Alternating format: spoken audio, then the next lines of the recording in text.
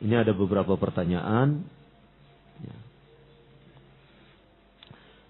Mohon bimbingannya terkait bagaimana cara agar anak yang kesulitan bisa lebih semangat belajar membaca, menulis, menghafal, tanpa membuat anak tersebut tertekan dengan tugas-tugas dan pelajarannya, yang dalam keadaan kita memiliki target untuk menyelesaikan sebuah materi.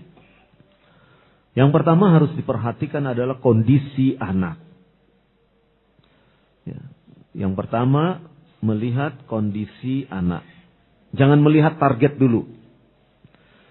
Karena target itu bisa disesuaikan ketika kondisi anak tidak memungkinkan.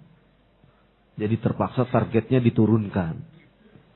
Yang tadinya misalnya target 10, ya karena kondisi anaknya seperti ini ya disesuaikan dengan kemampuan anak. Ya. Belajar itu kan disesuaikan dengan kemampuan yang ada pada diri anak. Kecuali anak-anak tertentu yang bisa ya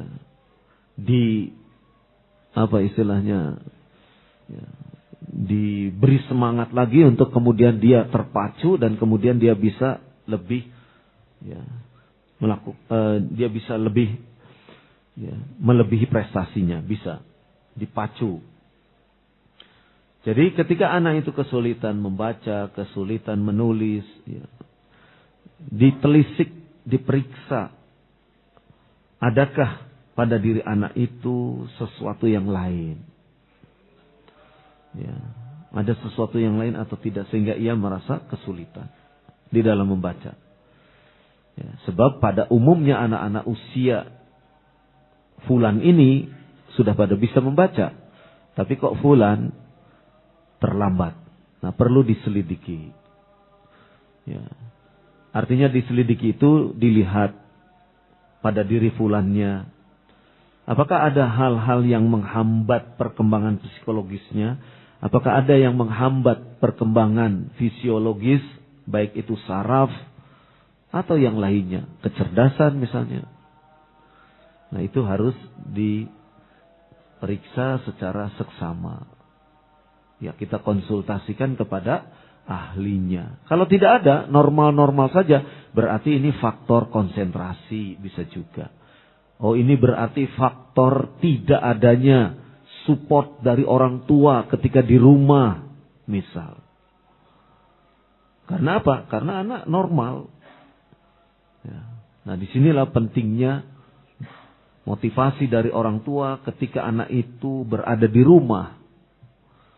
Ya. Peran orang tua sangat penting.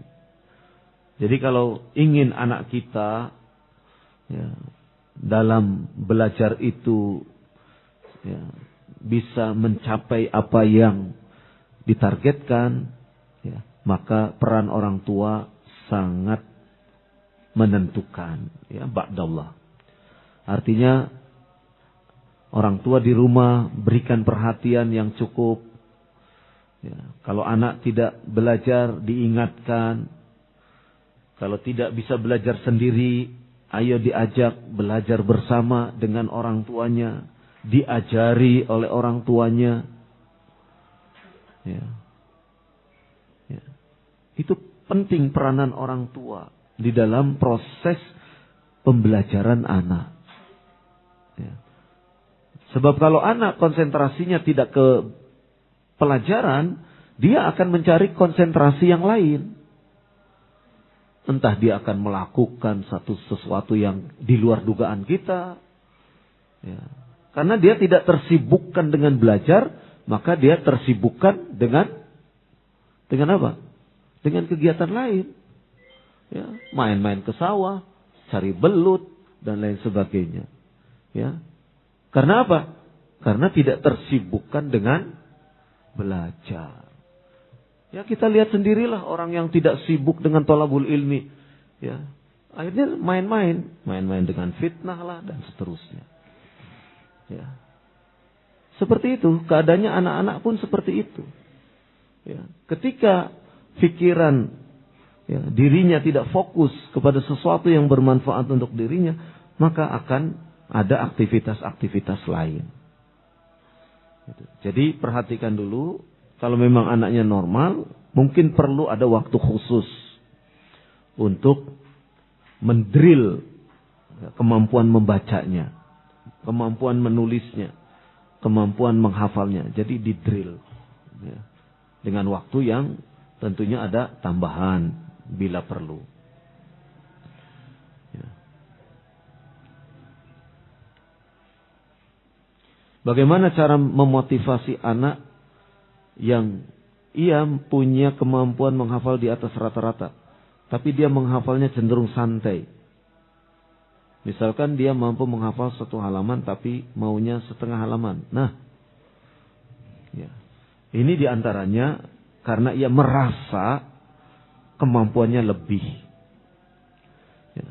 Nah, motivasi ia untuk kemudian cepat menyelesaikan hafalannya. Ya. Dengan apa misalnya dimotivasi kalau nanti cepat selesai 30 juz, ya, saya akan berikan hadiah. Saya akan ajak jalan-jalan. Saya ajak, pokoknya yang memberikan semangat kepada dia. Nah, jadi dimotivasi. Demikian juga orang tuanya. Ya, kerjasama dengan orang tuanya untuk juga memotivasi. Ya, sehingga kemampuan maksimalnya itu bisa ia manfaatkan. Ya, kemampuan maksimalnya, kecerdasannya itu bisa ia manfaatkan dengan sebaik-baiknya. Wallahu a'lam.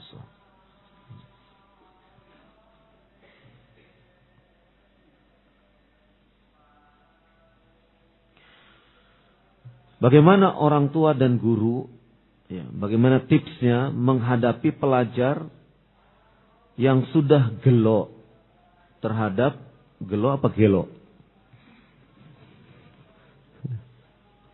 Ini artinya lain ini.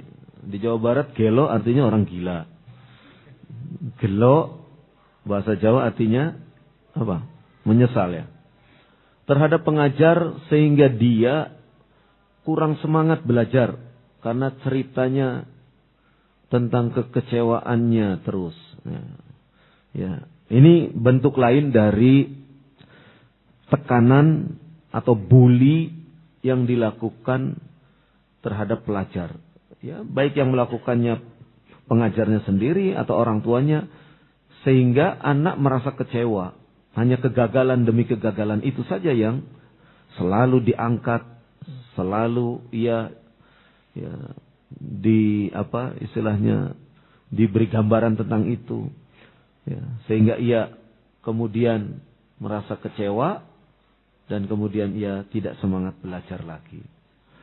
Nah, kalau kondisinya seperti ini, pengajar yang melakukannya hendaknya ya coba adakan upaya pendekatan. Didekati anak tersebut. Ya, didekati. Ya, bila perlu diberi hadiah supaya dia percaya kembali kepada kita yang mengajar. Ya, datang ke rumahnya membawa hadiah. Apa yang dia suka kita bawa. Ya. Apa yang dia suka kita ajak misalnya. Oh, dia suka mie ayam, ayo kita makan mie ayam. Gitu. Ya. Bayar, jangan lupa notanya untuk diserahkan ke bendahara nanti. Ya. Jadi upayakan pendekatan-pendekatan itu supaya dia merasa percaya lagi kepada kita sebagai pengajarnya. Nah, kalau dia sudah terlihat kondisinya baik, ya, keadaan jiwanya stabil, baru kita bicara ya tentang pelajaran, kita bicara tentang ya proses belajar selanjutnya dia.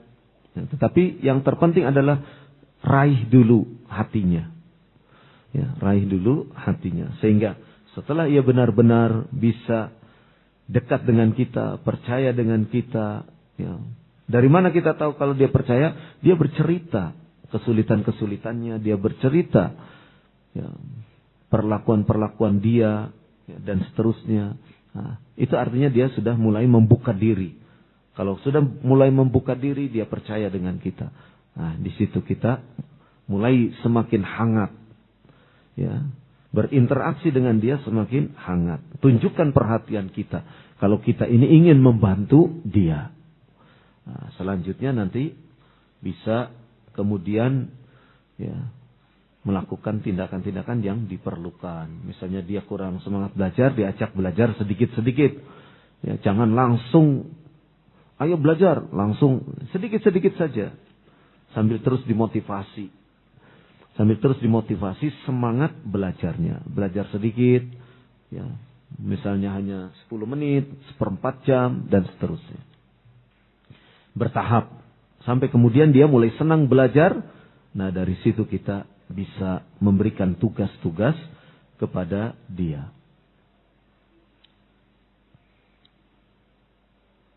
Bagaimana menurut pandangan Ustadz jika anak yang paling sulit selalu kami akhirkan? Ceritanya anak sulit melulu ini.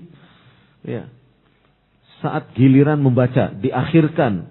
Ya, diakhirkan saat giliran membaca. Dengan tujuan punya waktu lebih untuk menelateni dan tidak membuat menunggu lama anak-anak yang lebih mudah diajari.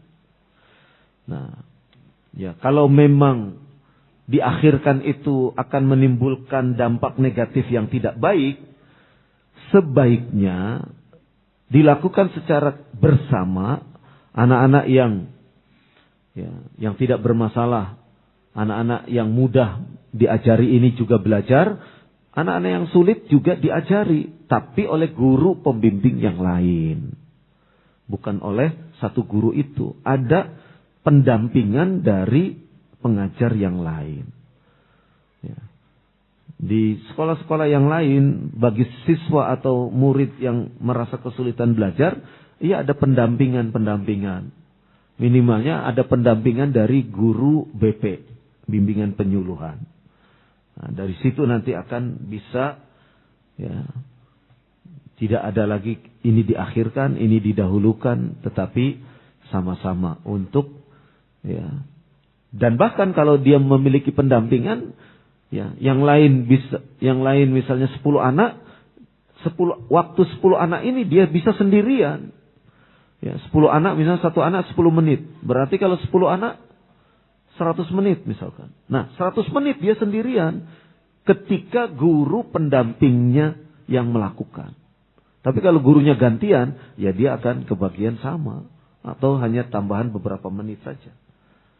Nah, ini pentingnya guru bantu, ya, untuk, ya ada asisten lah begitu, ya, ada asisten. Misalnya di dalam satu kelas ada 2 guru, 1 asistennya.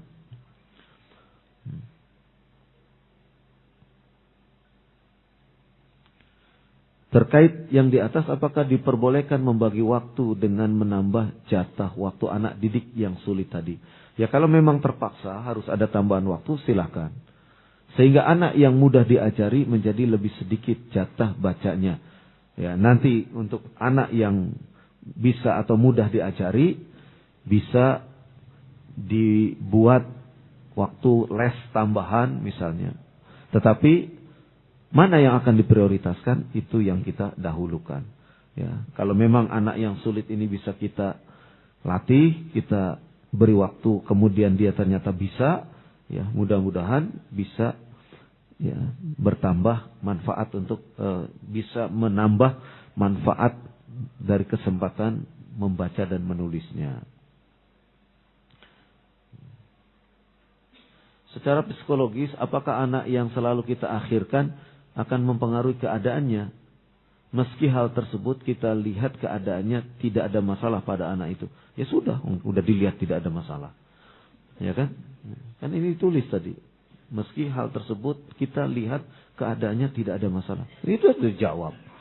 Ya, sudah dijawab. Ya, kalau memang tidak ada masalah, ya, dan sepertinya happy saja, ini ditulis begitu. Sepertinya sih happy saja meski diakhirkan. Ya sudah, tidak masalah. Ya, kalau sudah happy, ya kan, sudah senang anak itu, artinya tidak ada masalah. Silakan dilanjutkan. Sambil terus kita sebagai pendidik, ya, kita sebagai, ya, pengajar selalu mendoakan peserta didik kita, selalu mendoakan murid-murid kita. Ya, sebagaimana dicontohkan para ulama, ya, selalu mendoakan murid-muridnya.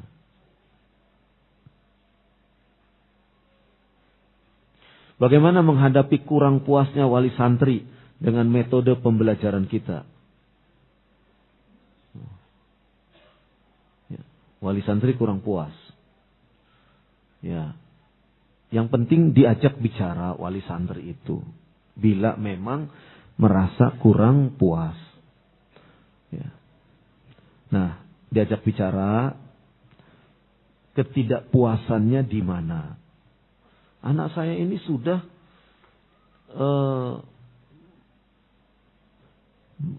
belajar membaca Al-Quran jilid kesekian. Kok ini diulang lagi jilid sekiannya? Ya, nah, coba dikomunikasikan. Kenapa jilidnya diturunkan lagi ke jilid awal misalnya, atau jilid berikutnya? Padahal sudah jilid yang cukup tinggi. Ya. Jilid 4 misalnya. Tapi kita turunkan ke jilid 2 misalnya. Orang tua protes, orang tua tidak puas. Ya, tinggal diajak bicara orang tuanya. Ya. Apa ketidakpuasannya? Ini sudah jilid 4 kok diturunkan ke jilid 2 misalkan. Ya, tinggal kita sampaikan. Ya, kenapa kami menurunkan ke jilid 2? Ada beberapa pertimbangan.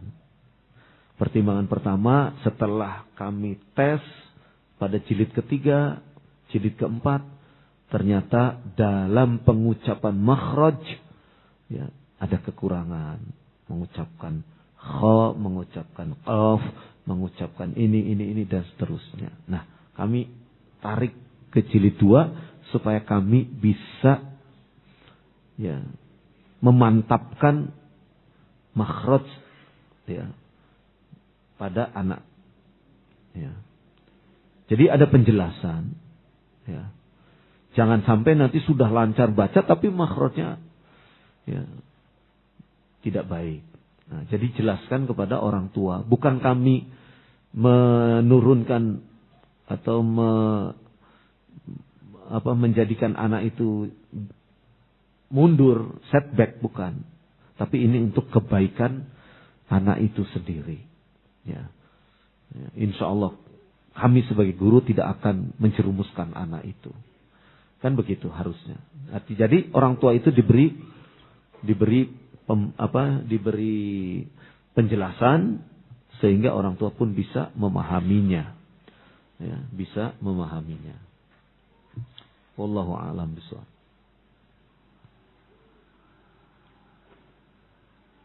Bagaimana cara kita mengajarkan kepada anak didik ketika harus melewati di depan banyak orang, terutama di depan orang awam, yang kebiasaan masyarakat umum jika melewati dari depan orang banyak dengan menundukkan, membungkukkan badan. Ya, kita ajari anak kita adab melewati orang yang misalnya sedang di sini ya, melewati orang yang sedang berdiri atau sedang berbicara, kemudian anak tersebut melewati, ya, maka kita ajarkan adab bagaimana permisi, bagaimana mohon izin untuk bisa lewat. Tidak perlu harus menundukkan tubuh, tidak perlu harus menundukkan badan. Sambil bicara, Pak, mohon izin, saya mau lewat. Pak, mohon maaf, saya ikut lewat. Kan begitu. Kalau orang Jawa kan, derek. Kan gitu ya? Apa derek? Nah, gitu biasanya. Nah, itu adalah tata krama yang anak kita harus diajari seperti itu. Ya, jangan lewat di depan orang tua, lewat saja, ya, tanpa permisi, tanpa mengucapkan sesuatu. Ya, nah, anak kita harus diajari adab ketika melewati orang tua. Ya, permisi, ucapkan salam. Ya, mohon maaf Bapak, saya numpang lewat. Assalamualaikum, mohon maaf, saya numpang lewat. Diajari adab seperti itu. Ya. Di rumah diajari, hei, kalau lewat orang tua permisi, ya, suaranya keraskan, ya, Supaya orang yang dimintai permisi itu, dimintai untuk numpang lewat itu mendengar. Begitu. Nah, itu penting. Ya. Sebagaimana yang tadi pagi atau siang saya sampaikan, anak-anak kita didik juga adab yang baik kalau bersalaman dengan orang tua, bersalaman dengan kakek, nenek, adik bersalaman dengan kakak, ya, didik dengan baik. Bersalamannya dengan mencium tangan. Ya, gitu. Itu adab. Ya. Adik bersalaman dengan kakaknya, cium tangan kakaknya. Ya. Bersalaman dengan uminya, bersalaman dengan abinya, cium tangannya. Dan seterusnya. Itu adab. Ya. Jadi, ya, ada beberapa kejadian yang anak salafiyin, ya, dengan saudaranya atau dengan siapa, orang-orang dekatnya, ya, tidak mencium tangan, akhirnya bisa menjadi pembicaraan. Kesannya anak-anak kita tidak diajari adab. Ya, kesannya anak-anak kita tidak diajari akhlak, adab yang baik.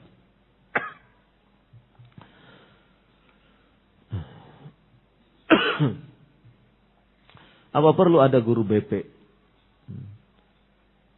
Ya, kalau memang ada seorang guru yang memiliki latar belakang keilmuan yang baik tentang bimbingan penyuluhan, ya silakan. Ya, dan nanti dilihat, dievaluasi, ya, cara kerjanya seperti apa. Karena banyak sekali anak-anak yang bermasalah yang seharusnya ditangani oleh orang-orang yang mengerti bagaimana menyelami perasaan anak, bagaimana menyelami masalah dan kemudian memberikan solusi, memberikan bimbingan, melakukan pendekatan dan seterusnya.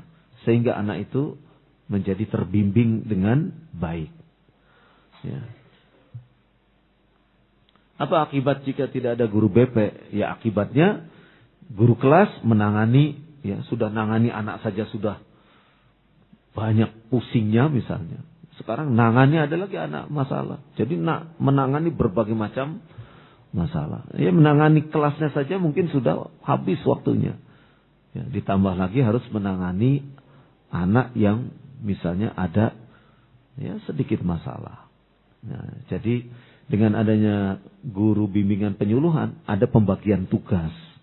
Ya, khusus anak-anak bermasalah bisa ditangani langsung masuk BP. Ya, jadi itu yang terpenting. Mungkin itu yang bisa saya sampaikan, sudah 7:30. Ya, barangkali, ya, antum semua perlu istirahat di malam hari ini. Ya. Apabila ada hal yang kurang berkenan, saya mohon maaf, saya beristighfar, mohon ampun kepada Allah Subhanahu wa taala dan bertaubat kepadanya. Subhanakallahumma wa bihamdik, asyhadu an la ilaha illa anta, astaghfiruka wa atubu ilaik. Wassallallahu ala nabiyyina Muhammad wa ala alihi wa sahbihi ajma'in. Walhamdulillahi rabbil alamin.